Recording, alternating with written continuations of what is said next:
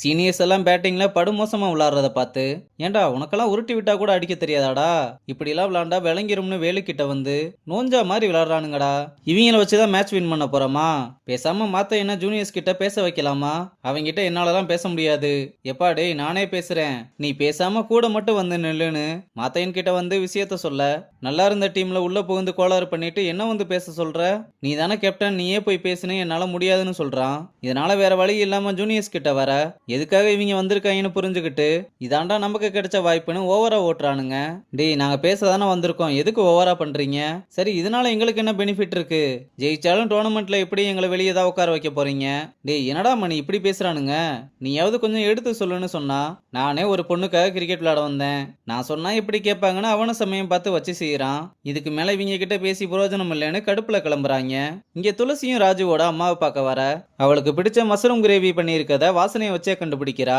அப்புறம் ரெண்டு பேரும் சேர்ந்து சாப்பாடை எடுத்து வச்சு ஜாலியா பேசிக்கிட்டே சாப்பிட்டுக்கிட்டு இருக்காங்க. அப்ப அம்மாவும் அவளுக்காக ஒரு கட்டப்பை நிறைய சேரி எடுத்துட்டு வந்து கொடுத்து, சும்மா பழைய காலத்து ஆளுங்க மாதிரி ட்ரெஸ் பண்ணாம உன் ஜென்ரேஷனுக்கு ஏத்த மாதிரி ட்ரெஸ் பண்ணுன்னு சொல்றாங்க. அப்படியே துளசி கிட்ட உன் ஃபியூச்சர் பத்தி என்ன பிளான் பண்ணிருக்கேன்னு கேட்க, அவளும் எதுவுமே சொல்லாம அமைதியா இருக்கத பார்த்து, நான் உன் மனசை மாத்த ஒன்னும் இங்கே கூப்பிடல, நீ யாருக்காகவும் உன்னோட லைஃபை காம்ப்ரமைஸ் பண்ணாத, நீ எப்பவுமே சந்தோஷமா இருக்கணும்னு சொல்ல, துளசியும் ரொம்ப சந்தோஷமா எனக்கு அம்மா இல்லைன்னு நீங்க ஃபீல் பண்ண வச்சதே இல்லைன்னு நன்றி சொல்றா.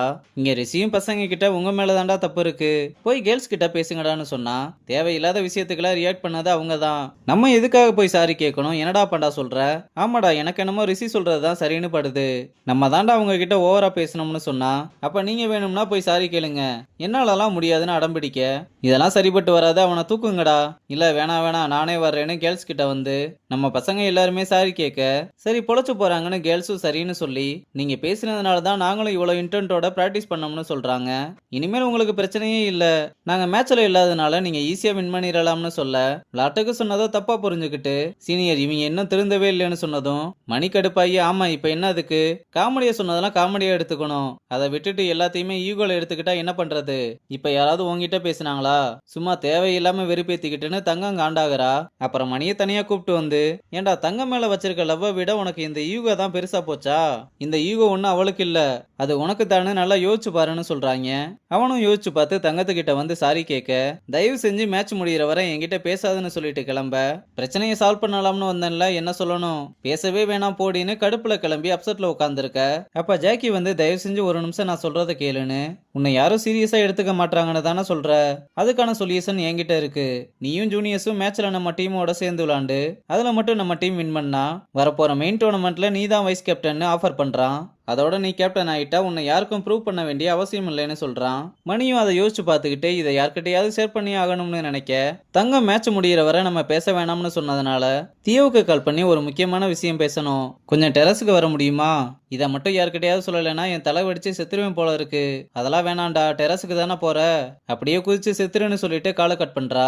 அப்புறம் மனசு கேட்காம வந்து, என்னடா உனக்கு பிரச்சனைன்னு கேட்டா, அவனும் ஜாக்கி கொடுத்த ஆஃபரை பத்தி சொன்னதும், டேய் கேப்டன்றது பெரிய பொறுப்பு, அதை நீ ஏன் பண்ணி வாங்கணும், இப்படி ஈஸியா கிடைக்கிறது என்னைக்குமே நிலைக்காது, கண்டிப்பா நீ ஒரு நல்ல கேப்டன் ஆவ, ஆனா அதுக்கான வழி இது இல்ல, அப்படின்னாலும் இது வைஸ் கேப்டன் தானேன்னு சொல்ல, சரி இதுல நான் சொல்றதுக்கு ஒண்ணும் இல்ல, ஆனா இது ஜாக்கி கொடுத்த ஆஃபர்ன்றதுனால இந்த விஷயத்த நல்லா யோசிச்சு முடிவெடுன்னு சொல்றா.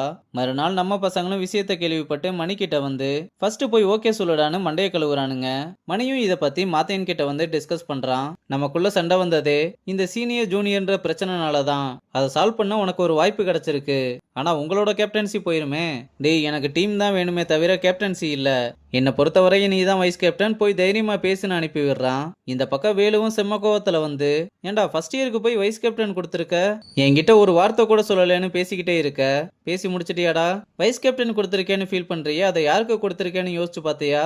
நம்ம மணிக்கு தாண்டா கொடுத்துருக்கேன், ஏன்னா மற்ற யார்கிட்ட கொடுத்தாலும் அவனுங்களை இன்ஃப்ளூயன்ஸ் பண்றது ரொம்ப கஷ்டம், ஆனா அவன் கையில கொடுத்தா ஒரு மாசம் கூட அவனால தாக்கு பிடிக்க முடியாது, அவனே வேணாம்னு ஓடிடுவான்னு சொல்ல, இதை கேட்டு வேலுவும், மச்சான் உனக்குள்ள இவ்வளவு கால்குலேட்டடான பிரெயின் இருக்கும்னு நான் நினைச்சு கூட பார்க்கலடான்னு சந்தோஷப்படுறான்.